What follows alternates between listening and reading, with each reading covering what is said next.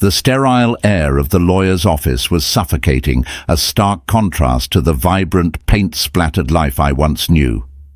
Across the polished mahogany table, my ex-husband Ethan sat with his arm draped possessively around his new fiancée, Chloe. Her diamond ring, a gaudy monstrosity the size of a robin's egg, caught the fluorescent light, mocking the simple gold band I had long since removed. They were here to finalize our divorce, the brutal severing of a decade-long bond. Ethan's smug, self-satisfied smile told me he thought he had won. He believed he was leaving me with nothing but memories and dust. Little did he know, in a few minutes, a different set of documents would change everything, turning his victory into ashes in his mouth. The conference room at Hayes, Thatcher and Dean was designed to intimidate. A single colossal slab of mahogany dominated the space, its surface polished to a mirror shine, reflecting the cold, indifferent Chicago skyline.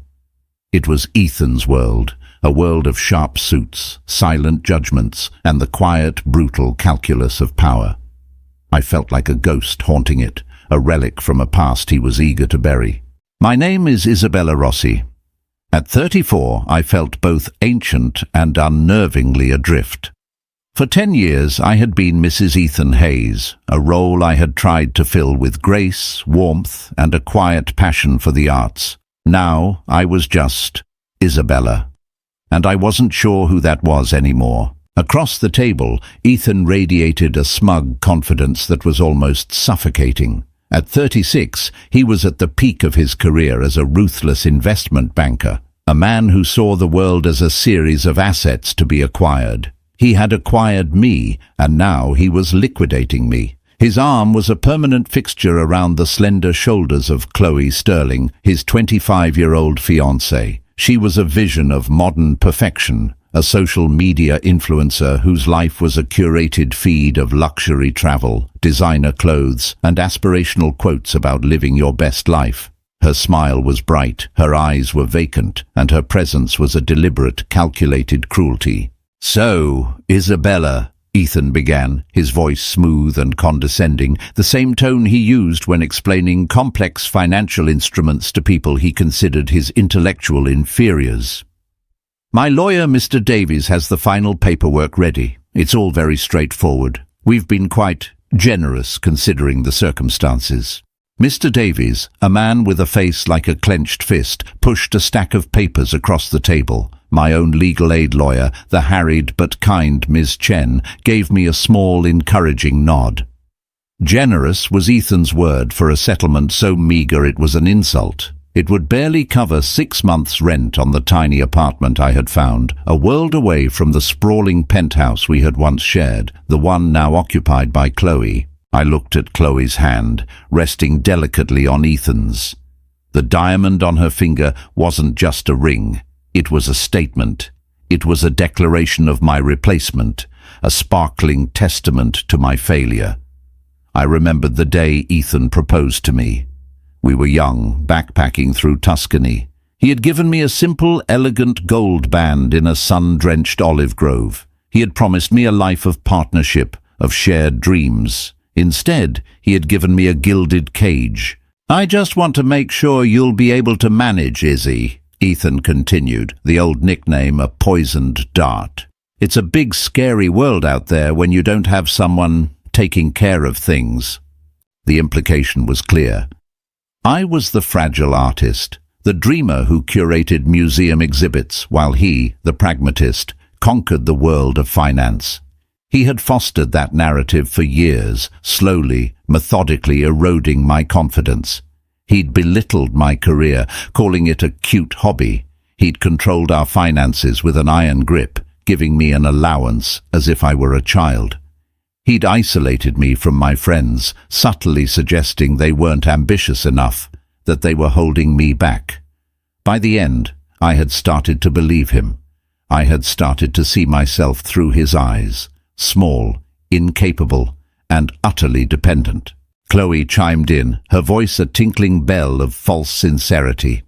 "Ethan worries about you so much. We both do. We just want you to be happy." I met her gaze. There was no sympathy there, only a cold reptilian flicker of triumph. She was the victor, the new queen of the castle. I was the deposed, exiled crone. I picked up the pen. Its weight felt immense, a scepter of my own surrender. My hand trembled slightly. I could feel Ms. Chen's concerned eyes on me. I took a deep breath, the sterile recycled air filling my lungs. I thought of the countless nights I had cried myself to sleep, the slow, agonizing death of our marriage, the final crushing blow of his infidelity. I had discovered his affair with Chloe, not through a stray text message, but through a tabloid photo of them on a yacht in St. Bart's, a trip he had told me was a boys-only fishing expedition. The public humiliation had been the final nail in the coffin. I focused on the signature line. Signing these papers wasn't just ending a marriage, it was admitting defeat. It was validating Ethan's narrative that I was nothing without him. Every instinct screamed at me to fight, to rage, to throw the papers in his smug face. But what was the point? I had no resources, no fight left in me. The legal battle had already drained my meager savings. All I wanted was for it to be over. I wanted to walk out of this room and never see his face again. My gaze drifted out the window, past the gleaming skyscrapers to the sliver of Lake Michigan visible between them.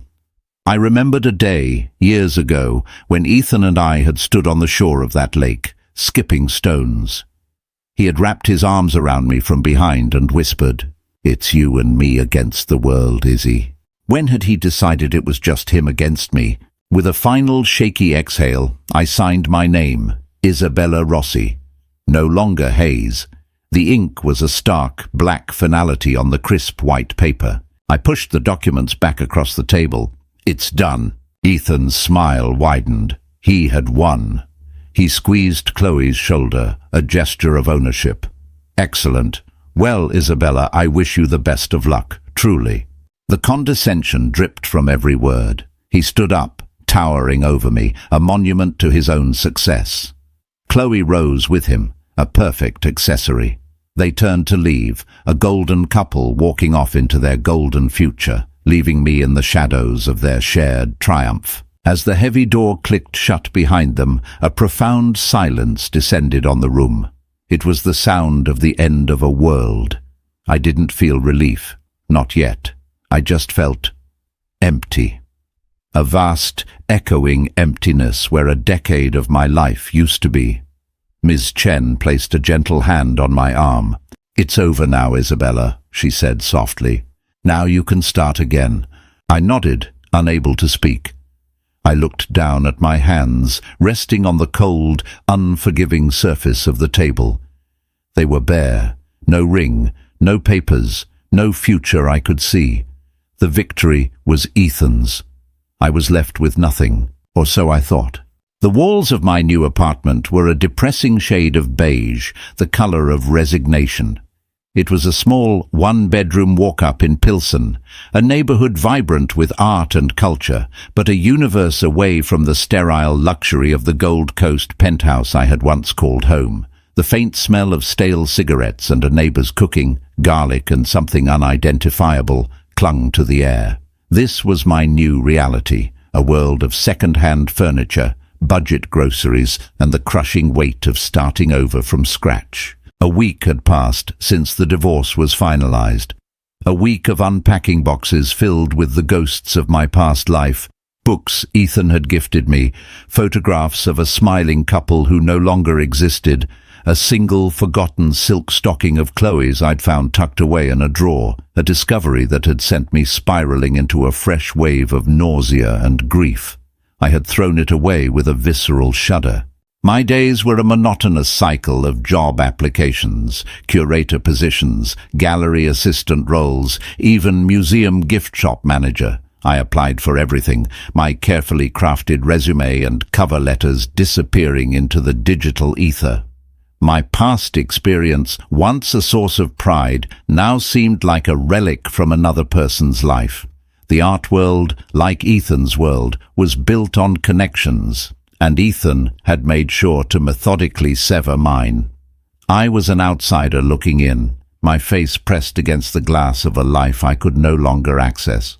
The rejection emails, when they came at all, were polite and impersonal. "We've decided to move forward with other candidates." It was a gentle way of saying I was no longer relevant. This afternoon, I sat at my wobbly kitchen table, nursing a lukewarm cup of tea and staring at another job posting.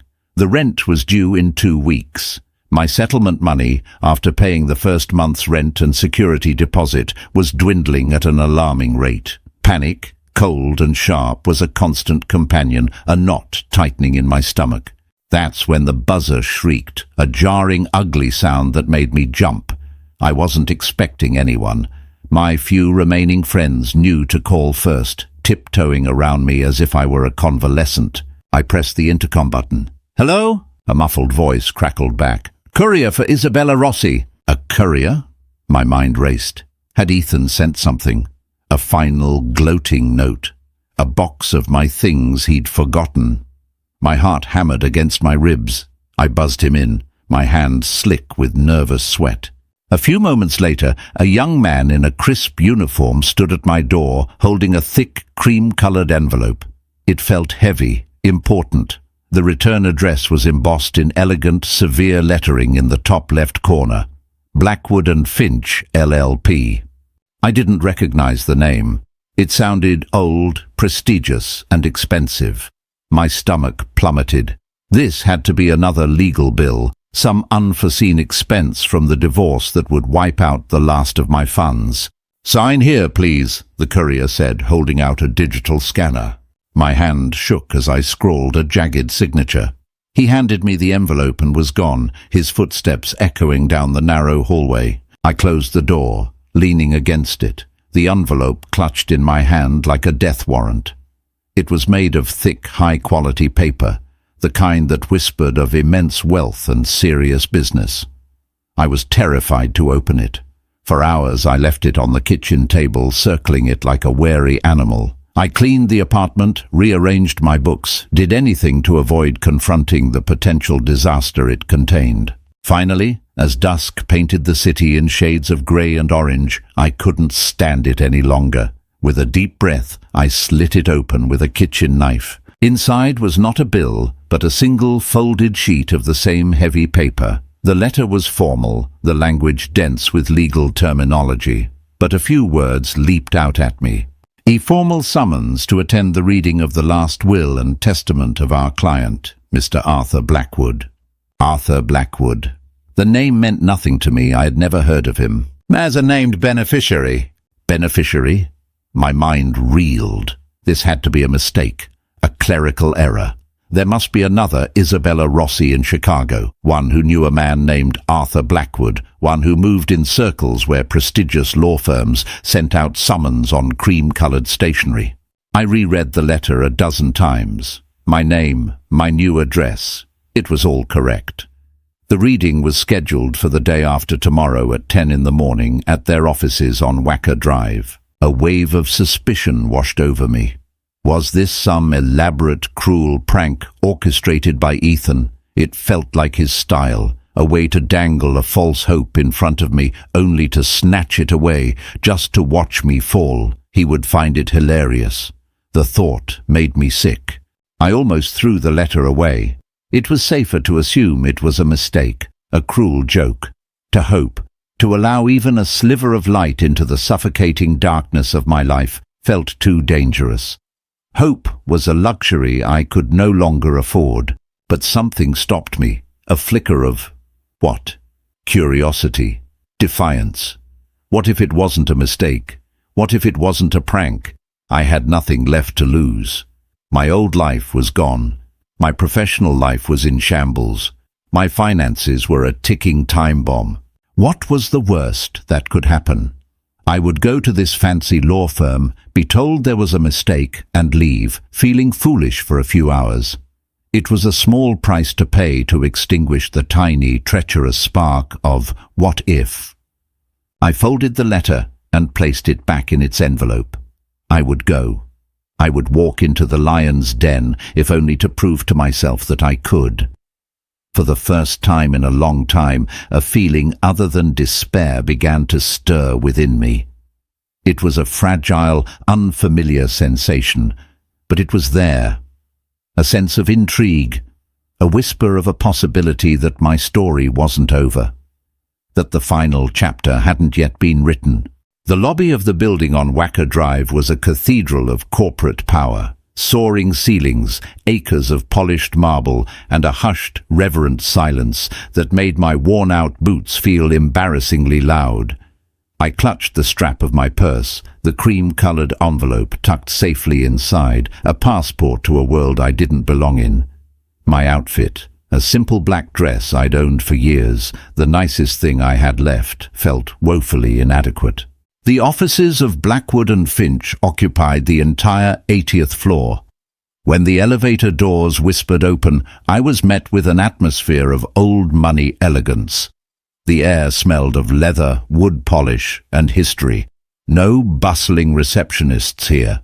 Just a single, impeccably dressed woman who greeted me by name before I could even announce myself.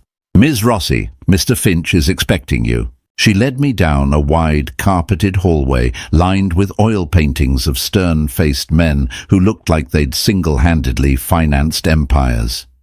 My heart pounded a nervous rhythm against my ribs. This felt far too real to be a prank. The sheer scale of the place, the quiet, unshakable confidence it exuded. Ethan could be cruel, but his cruelty was theatrical. This was something else entirely. This was substantial. The woman opened a set of heavy oak doors, revealing an office that was larger than my entire apartment. Floor-to-ceiling windows offered a breathtaking, panoramic view of the city and the lake.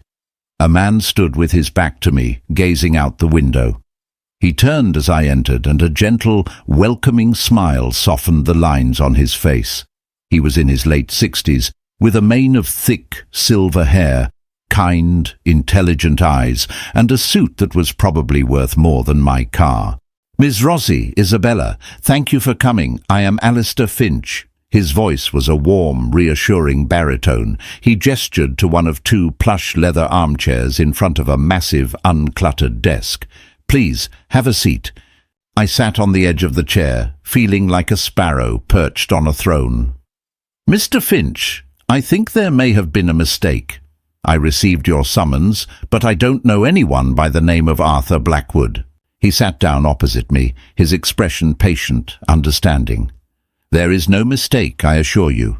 Please allow me to explain. Arthur Blackwood was my dearest friend and my most important client for over 40 years. He passed away peacefully last week." He paused, a flicker of genuine sadness in his eyes. Arthur was a very private man. A recluse, the papers are calling him now.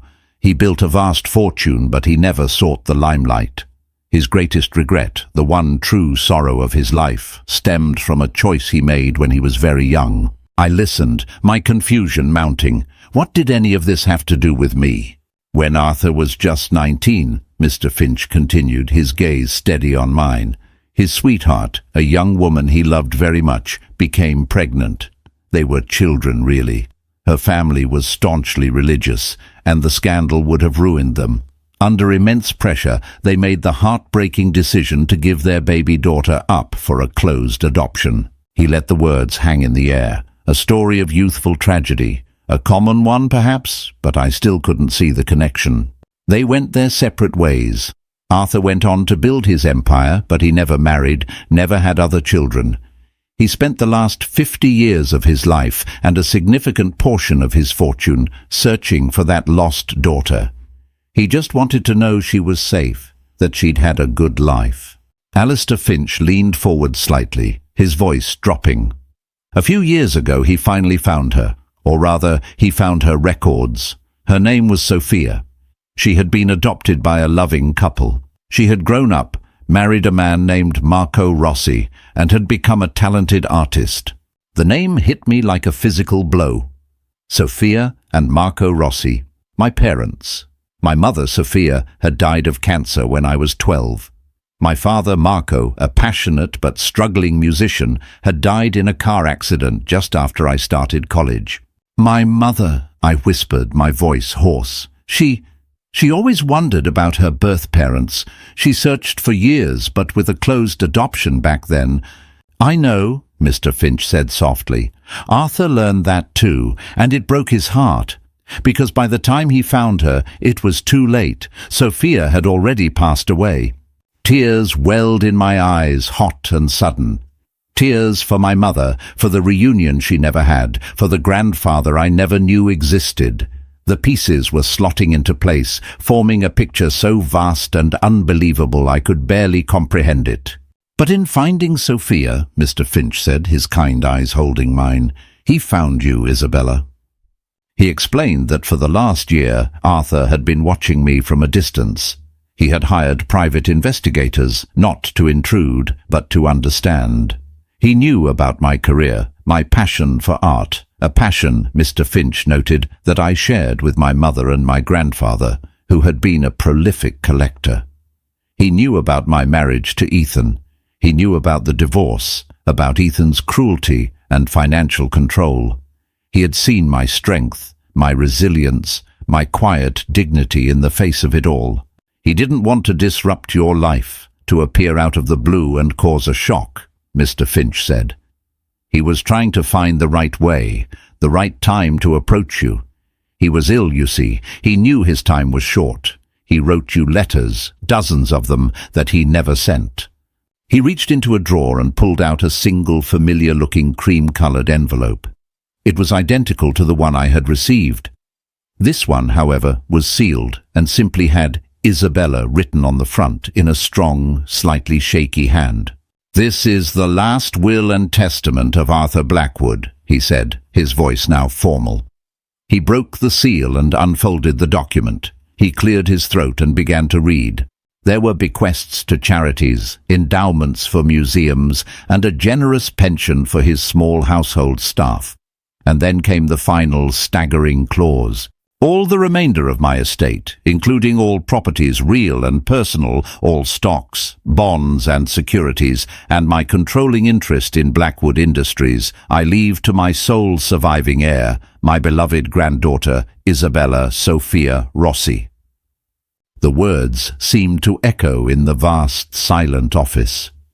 I stared at him, my mind a complete blank. It was like he had spoken in a foreign language. Controlling interest, Blackwood Industries.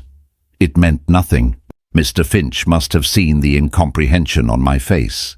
He put the will down and looked at me, his expression a mixture of sympathy and gravity. "Isabella," he said gently, "do you understand what this means?" I shook my head, mute. Arthur Blackwood was one of the wealthiest men in the country. His net worth is estimated to be in the billions. Billion. The word was an absurdity. It was a number so large it was meaningless. It was a concept from movies, from headlines, not from the life of a woman who was worried about making next month's rent. I started to laugh. It wasn't a sound of joy or amusement. It was a hysterical, unhinged sound that was half sob. It was the sound of a mind breaking under the sheer, crushing weight of an impossible reality. I, Isabella Rossi, the woman my ex-husband had just discarded as worthless, had just inherited a fortune. The game had just changed. And the board had been flipped over so violently that no one, least of all me, knew where the pieces would land. Leaving the offices of Blackwood and Finch felt like stepping out of a hyperbaric chamber into a different atmosphere. The clamor of downtown Chicago, the rumble of the L train overhead, the impatient blare of taxi horns, it all sounded muted, distant, as if I were listening to it through water. I walked for blocks without any sense of direction, my feet moving on autopilot while my mind reeled, trying to process the seismic shock that had just upended my world. Billionaire. The word was a foreign object lodged in my brain, too big and sharp to be absorbed. It didn't feel real. How could it be? Just yesterday I was counting the loose change in my purse to see if I had enough for a coffee. Today I was this, a number with 9 zeros. When I finally made it back to my small beige apartment, the place felt alien. The wobbly kitchen table, the second-hand sofa, the chipped coffee mug in the sink. They were artifacts from a life that was no longer mine. I felt a strange sense of dislocation, like a ghost haunting my own recent past. I sat on the floor, my back against the cool wall, and opened the file Mr. Finch had given me. It wasn't just legal documents, it was a life. It was my grandfather's life. There were photographs of a handsome young man with kind, sad eyes. There were letters, dozens of them, all addressed to my mother, Sophia. They were filled with a lifetime of regret, of love for a daughter he never knew. "My dearest Sophia," one began, "today you would have been 52.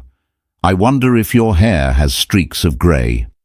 I wonder if you still have the same laugh I remember from the one photograph of you I possess, a grainy image from your high school yearbook.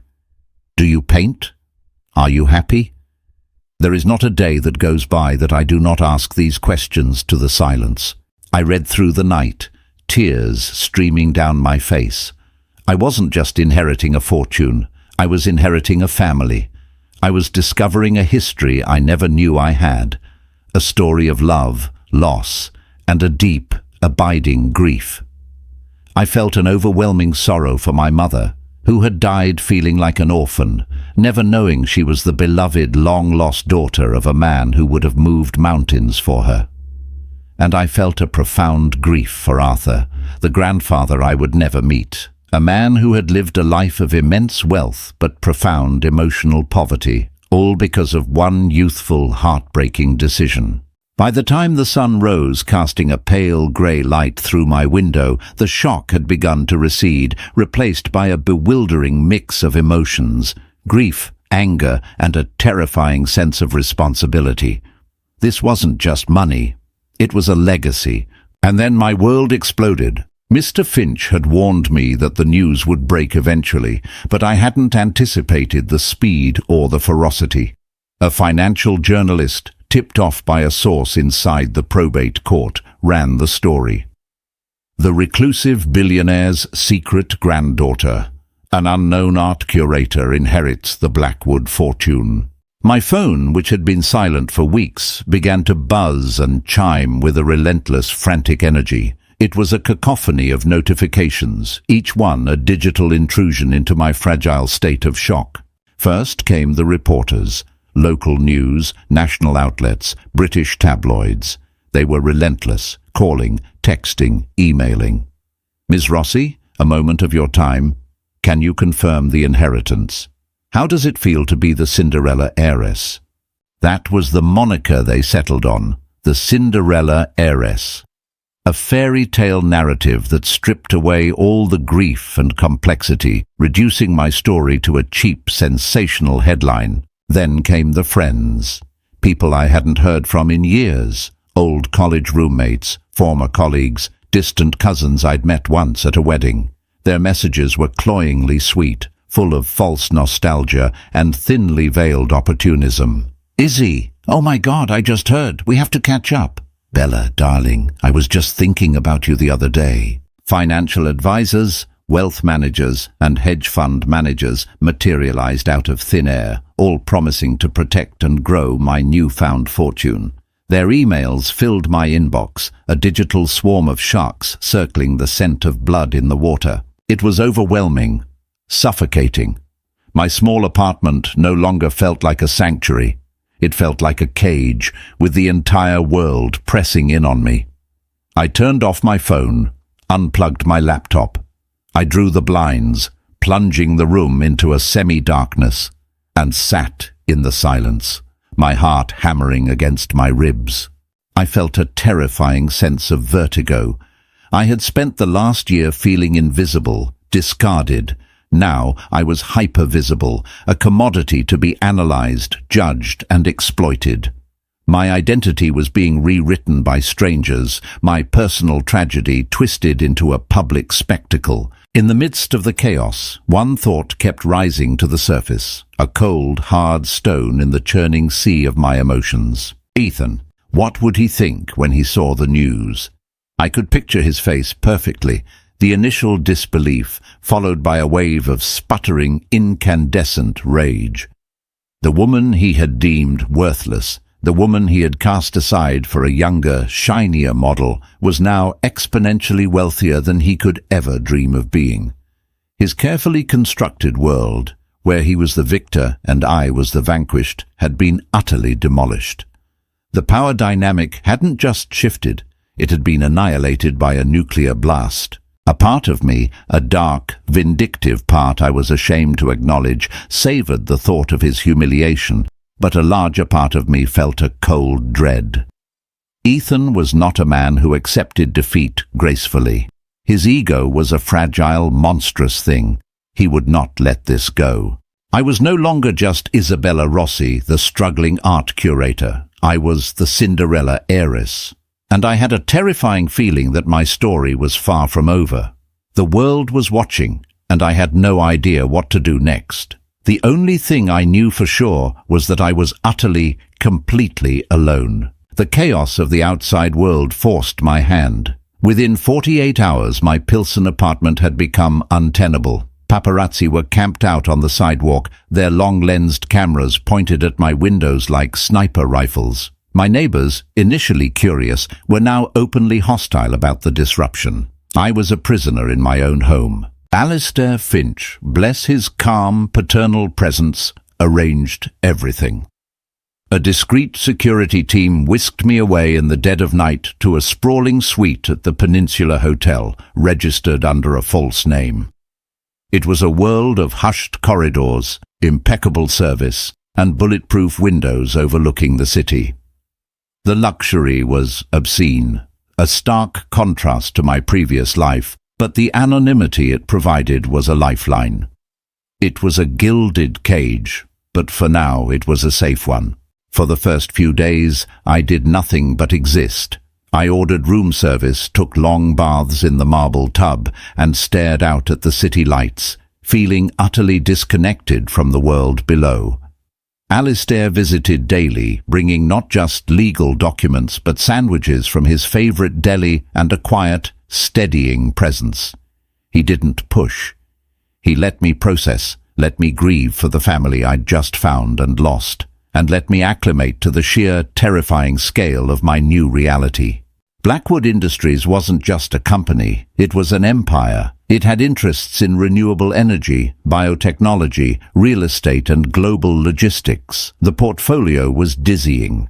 Alistair began walking me through it, simplifying the complex structures, explaining the philanthropic arms my grandfather had established, and outlining the key players on the executive board. Arthur trusted his team, Alistair explained one afternoon as we sat in the suite's living area, surrounded by financial reports. But he always maintained final authority. Now, that authority is yours, Isabella. The weight of that statement was crushing. I was an art curator. My expertise was in 17th century Dutch painters, not 21st century corporate governance. I don't know how to do any of this, I confessed, my voice barely a whisper. I'm not qualified. Arthur didn't choose you for your financial acumen, Alistair said gently. He chose you for your character. He saw your intelligence, your integrity, your resilience. He believed you had a strong moral compass. That, my dear, is more important than any MBA. His faith in me was a fragile, flickering candle in the darkness of my self-doubt. I clung to it. I started to read, to study. I devoured the reports, my grandfather's private journals, and the detailed notes he'd left for me. A picture began to emerge of a brilliant, principled man who wielded his immense power with a quiet, thoughtful sense of responsibility. He wasn't a predator like Ethan, he was a builder. It was during one of these late-night study sessions, poring over a file on recent acquisitions, that I saw it. A name that made the blood freeze in my veins. Knight Capital Partners, Ethan's firm. My heart began to beat a frantic, heavy rhythm. Blackwood Industries was a major client of the bank where Ethan was a senior partner. They had handled several large transactions for my grandfather's company over the last few years. With trembling hands, I dug deeper into the file. It detailed a hostile takeover that Knight Capital had orchestrated on behalf of Blackwood Industries 6 months prior. The target was a smaller, innovative green energy company called Solara Innovations. I remembered reading about it at the time. Solara had been on the verge of a breakthrough in solar panel efficiency.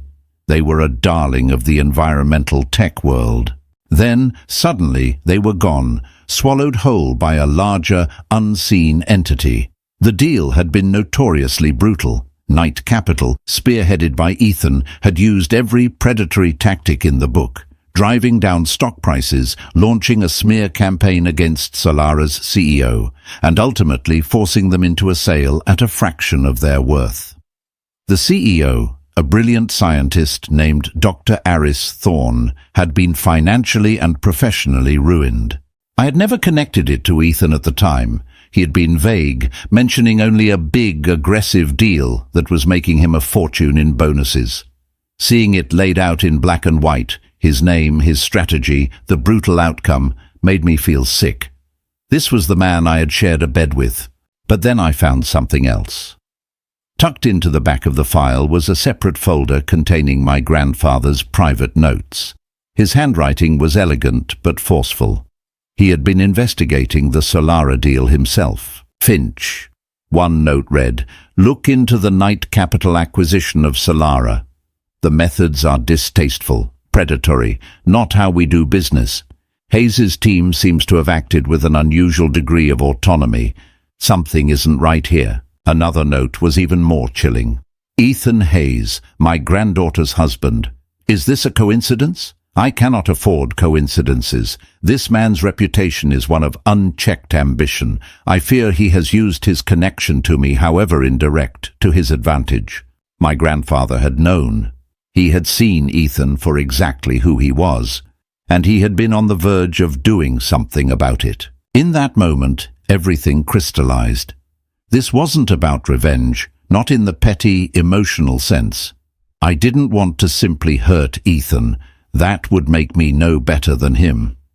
This was about justice. It was about rectifying a wrong that had been done, not just to Dr. Thorne and his company, but to the very principles my grandfather had lived by. The inheritance was not a cudgel to beat my ex-husband with. It was a shield and a sword. It was the tool I would use to honor Arthur Blackwood's legacy. My purpose, once a murky, terrifying void, was now crystal clear. I picked up the phone and called Alistair, my voice steady, my resolve like steel. "Alistair," I said, "I need you to schedule a meeting for me. Not with the board of Blackwood Industries, with the board of Knight Capital Partners." The Knight Capital Partners boardroom was a shrine to masculine ego. Dark wood, brushed steel, and a ridiculously long table that could have seated a medieval war council. It was the heart of Ethan's kingdom, a place where he had held court, made fortunes, and destroyed lives. Today, I was walking into the heart of the beast. I was not the same woman who had signed those divorce papers 2 weeks ago. That woman was a ghost, a pale imitation of herself. The woman who walked through the double doors of that boardroom was Isabella Rossi, chairwoman of Blackwood Industries. I had spent the last 3 days preparing with Alistair and a hand-picked team of Blackwood's top legal and financial analysts.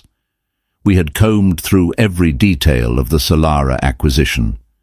We had mapped out Ethan's strategy, his back-channel dealings, the ethical and potentially legal lines he had crossed.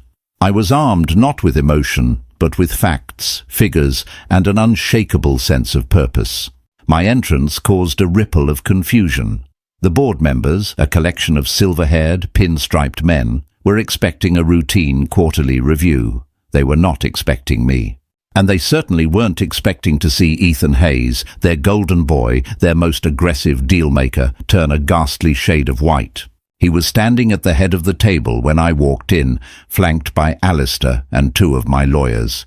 His mouth opened slightly, a flicker of sheer, unadulterated shock in his eyes. He had seen the headlines, of course. The world had seen them. But to him, I was still just Izzy, the naive artist. He probably imagined I was off on a shopping spree on Rodeo Drive, frittering away my fortune. He never, in his wildest, most arrogant dreams, imagined I would be here, in his boardroom, in his world. A stuffy-looking man I recognized from my research as the firm's CEO, Marcus Thorne, rose to his feet. "Ms. Rossi, this is an unexpected surprise. We weren't aware you would be joining us."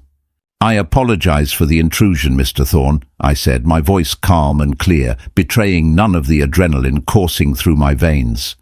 "I'm here today in my capacity as the new head of Blackwood Industries, your firm's largest client. I believe a matter of some urgency requires our immediate attention." I walked to the empty chair directly opposite Ethan and sat down, placing my leather-bound folio on the table with a quiet, definitive thud. Alistair and my team took their places beside me. The power dynamic in the room had shifted so palpably, it was almost a physical force. Ethan finally found his voice. It was strained, tight. "Izzy, Isabella, what is this? If you have some issue, you should have called me." I met his gaze across the gleaming expanse of the table. The man I had once loved, the man I had once feared. Now I felt nothing but a cold, clear resolve. "This isn't a personal matter, Ethan," I said, my tone crisp and professional. "This is business, specifically the business of Blackwood Industries' recent acquisition of Solara Innovations, a deal you personally oversaw." A nervous murmur went through the room. The other partners shifted in their expensive chairs, exchanging uneasy glances. "That was a highly successful acquisition," Ethan blustered, trying to regain his footing. "One of the most profitable deals of the last fiscal year." "Profitable for whom, exactly?" I countered, opening my folio.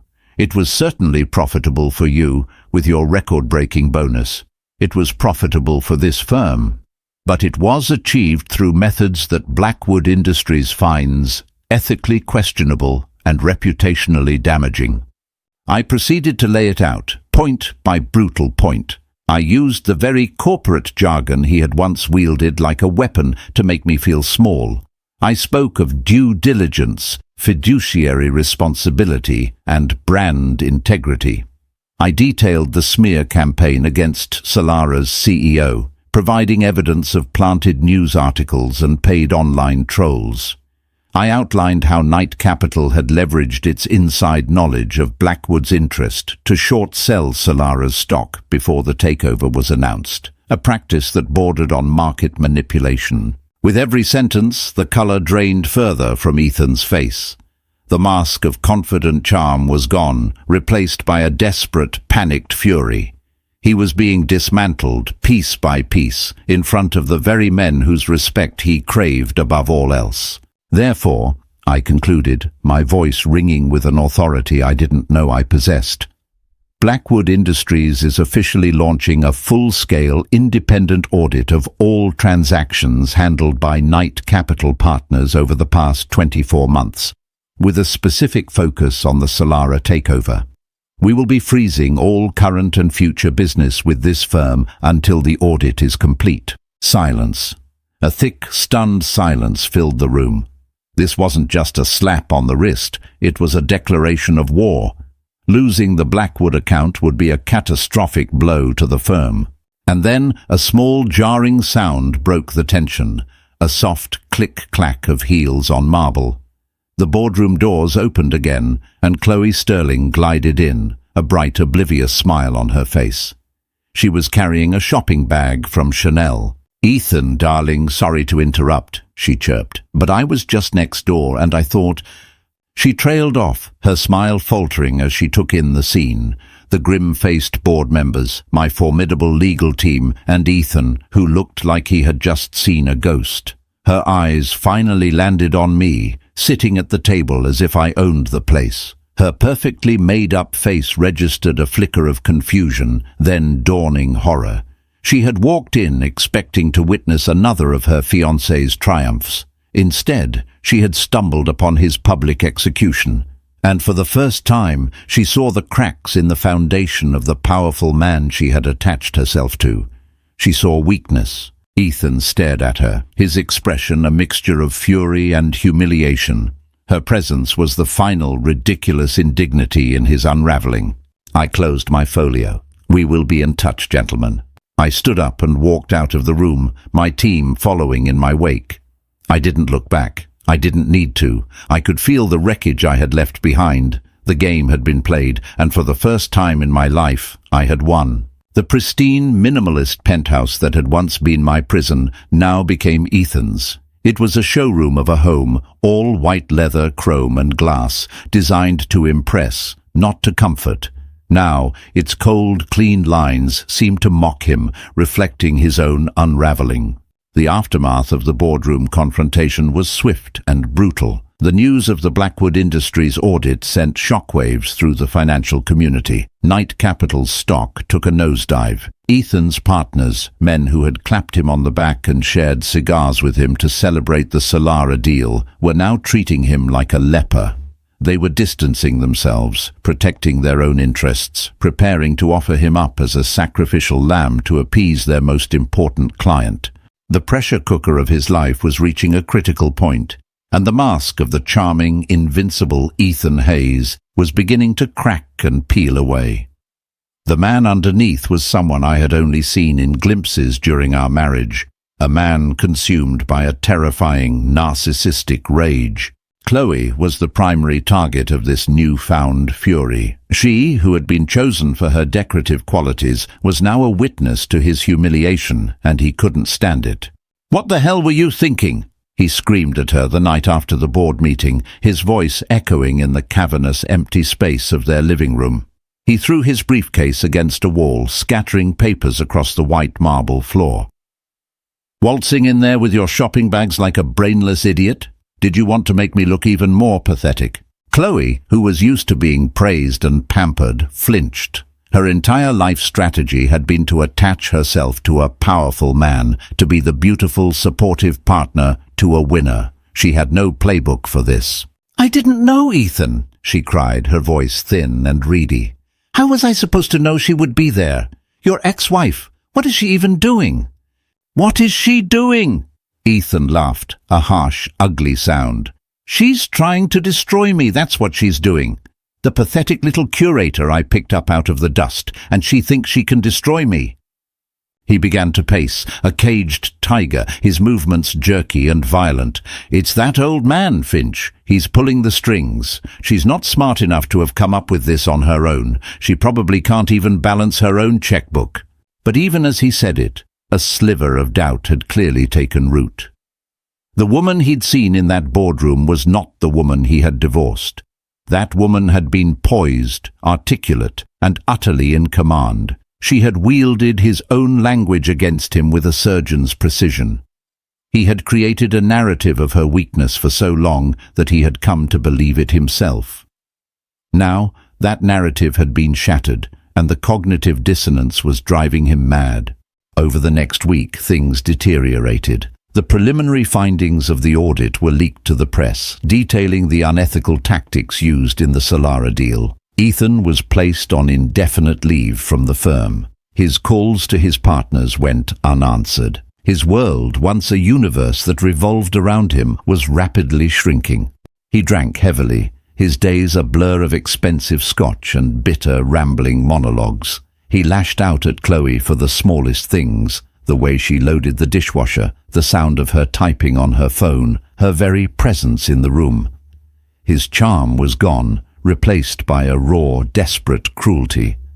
Chloe watched him, her calculating mind whirring. She had hitchhiked her wagon to a star, but the star was plummeting to earth in a ball of flames. Her attraction to him had been entirely based on his power, his status, his wealth. With those things gone, what was left? A bitter, angry, defeated man. A liability. She started making quiet preparations. She spent her days not shopping on Michigan Avenue, but in discreet meetings in quiet coffee shops. One was with a publicist to discuss how to manage the narrative of her breakup with a high-profile, disgraced financier. The other, more important meeting was with one of the most ruthless divorce attorneys in Chicago.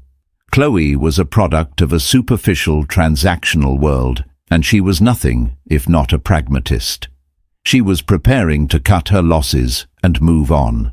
One evening, she came home to find Ethan sitting in the dark, a half-empty bottle of Macallan on the glass table beside him.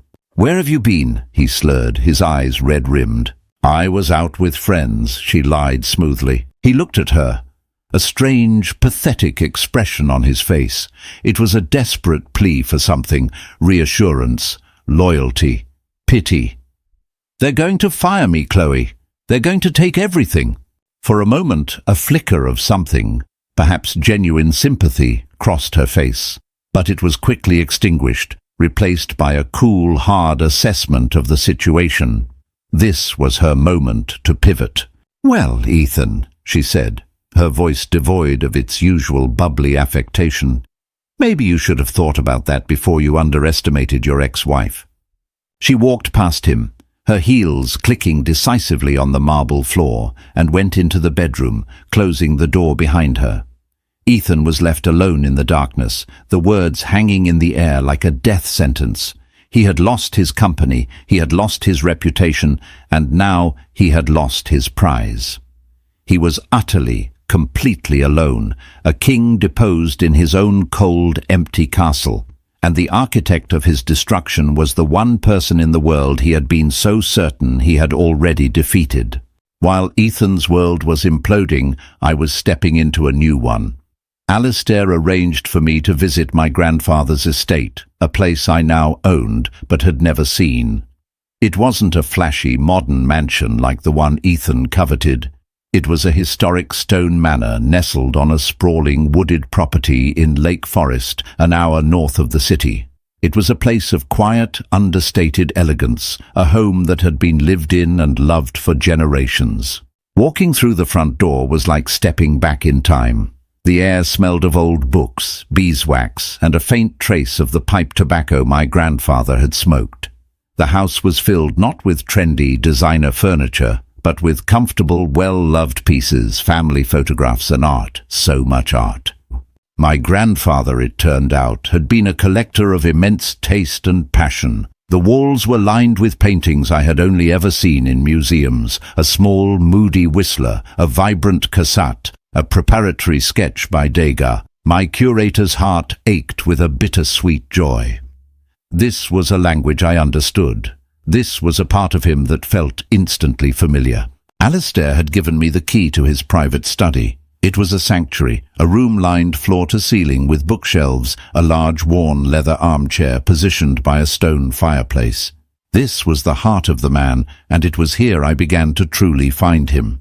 I found his journals, decades of them, filled with his elegant, spidery script.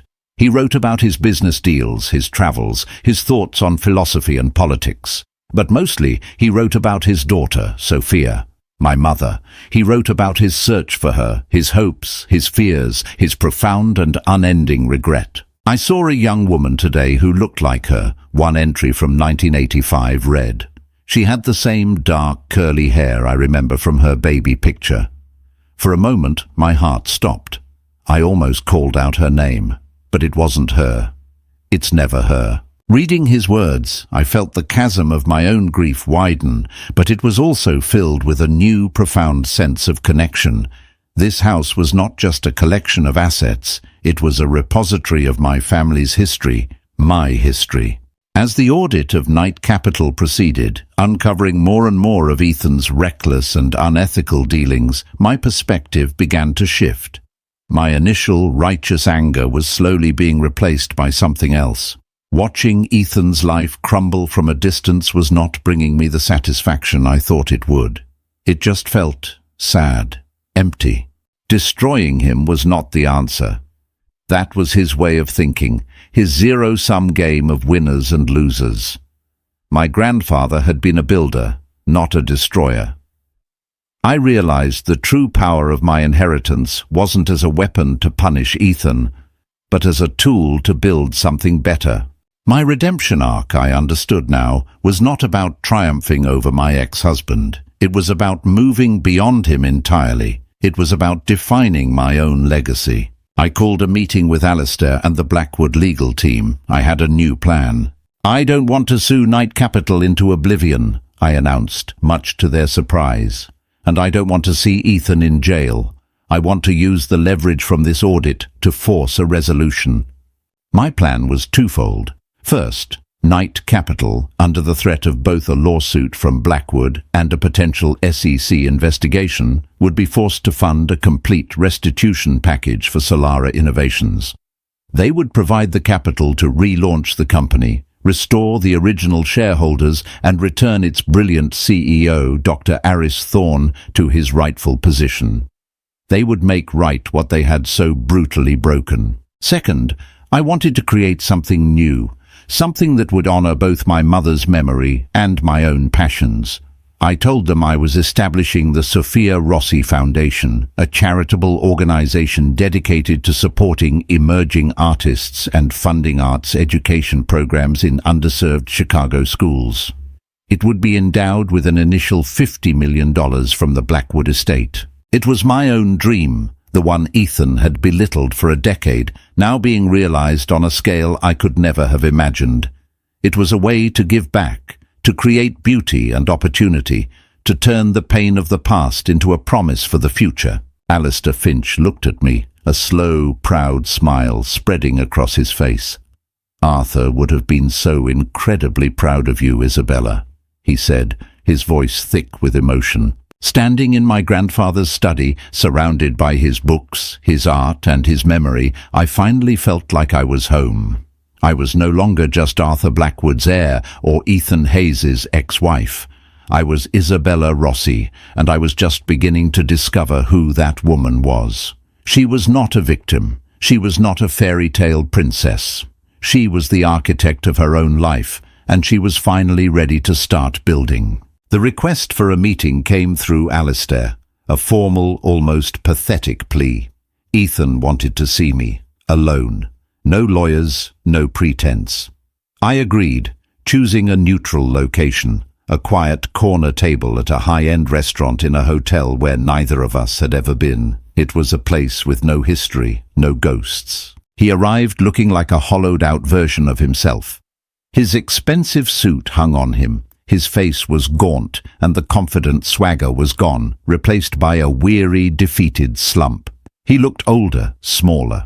Chloe had left him, a fact I'd learned from a short, pitying article in a gossip column. His firm had forced his resignation, giving him a severance package that was generous by normal standards, but an insult by his. He was a pariah in the world that had once worshipped him. He sat down opposite me, avoiding my eyes. For a long moment, he just stared at his hands, resting on the crisp white tablecloth. "Isabella," he finally said, his voice raspy, I don't even know what to say." I waited, silent. I was not here to absolve him, nor to gloat. I was here to close a chapter. "I know you think I'm a monster," he continued, finally looking up. His eyes were bloodshot, desperate. "And maybe I am. I got so caught up in the game, in winning, I lost track of everything else. Of you." He tried to summon some of the old charm, the manipulative sincerity that had once worked so well on me. "I think about us, you know, the good times, Italy, that little apartment we had in Lincoln Park, before all of this madness." He was appealing to our shared history, trying to find a crack in my armor, a way back to the woman he thought he could control. But that woman was gone forever.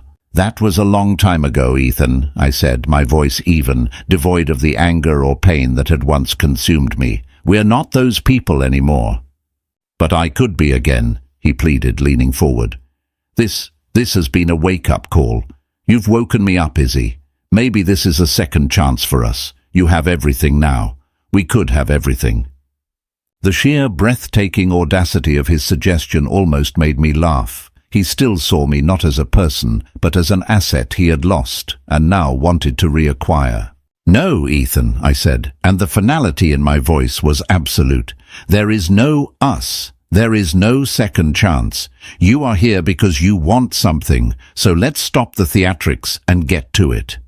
His face fell, the pathetic mask of remorse replaced by a flicker of his old bitter anger. He had played his last card, and it had failed. I laid out the terms, the ones my lawyers had already presented to his. They were non-negotiable. His firm would proceed with the full restitution of Solara Innovations. He would issue a public apology to Dr. Aris Thorne, and he would sign a comprehensive non-disclosure agreement, promising to never contact me, speak of me, or come near me ever again. In exchange, I would not pursue personal legal action against him for his role in the takeover. "It's a generous offer, Ethan," I said, echoing the word he had thrown at me in that lawyer's office a lifetime ago. Considering the circumstances, he stared at me, the reality of his utter defeat finally sinking in. He had no moves left. He had been outmaneuvered, outplayed, and utterly checkmated. "You've really become him, you know," he spat, a last desperate attempt to wound me. "Your grandfather, cold, ruthless." I simply smiled, a small, sad smile. "No, Ethan, I've become me." He had nothing left to say. He nodded, a single jerky movement of surrender. He stood up, turned, and walked away without another word, a ghost disappearing from my life for good. I stayed for a moment, sipping my water, the silence of the restaurant a peaceful balm. I didn't feel triumph or hatred or even pity. I just felt quiet, a quiet sense of peace. Later that evening, I stood on the stone balcony of my grandfather's house, overlooking the vast, dark expanse of Lake Michigan. The city skyline glittered in the distance, a river of diamonds. It was a world of immense power and wealth, a world that was now mine. But standing there in the cool night air, I knew that the money wasn't the real inheritance. The real inheritance was the discovery of a family I never knew I had. It was the chance to fulfill a dream I had almost abandoned. It was the quiet, unshakable knowledge of my own strength, my own worth, forged in the fires of betrayal and loss. I was not defined by the man who had left me, or even by the grandfather who had found me. I was Isabella Rossi, and my real story was just beginning. Isabella Rossi's story is a powerful reminder that the end of one chapter is often the unexpected beginning of another. From the ashes of a painful divorce, she discovered a legacy she never knew existed and a strength she never knew she had. It wasn't about the money. It was about reclaiming her power, her identity, and her future. If her journey from heartbreak to heiress resonated with you, please show your support by hitting the like button, sharing this story with someone who needs a reminder of their own strength, and subscribing for more tales of incredible transformation. What would you do with a second chance? Let us know in the comments below.